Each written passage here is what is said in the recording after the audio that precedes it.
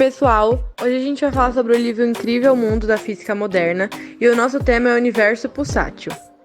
No capítulo que nos diz respeito, ele se passa quando Toppings vai para o quarto descansar e, por algum motivo, ele acaba acordando em um rochedo desconfortável no meio do espaço.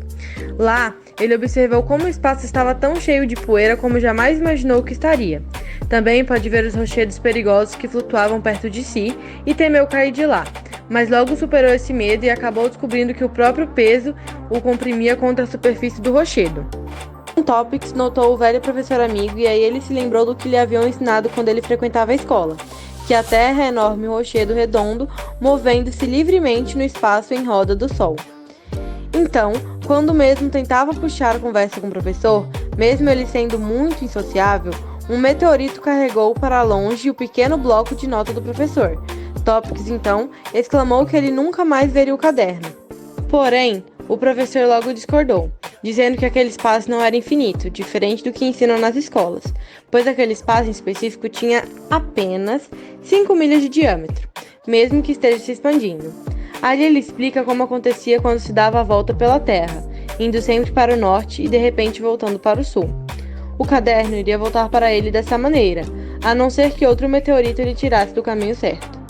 Então, quando Toppings pega um binóculo para observar o caminho do caderno de longe, pensa que ele está voltando, e o professor novamente o corrige, explicando que a ilusão de tamanho que Toppings estava vendo se dava devido a certo efeito de focalização do espaço esférico, fechando sobre os raios luminosos, confundindo a sua ótima mais tarde com duas imagens do caderno, a verdadeira e apenas uma miragem, como em um espelho.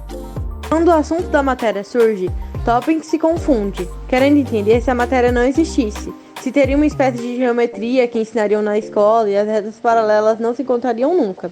Então o professor confirma. De fato, não se encontrariam, mas que também não existiria nenhuma criatura para verificar este fato.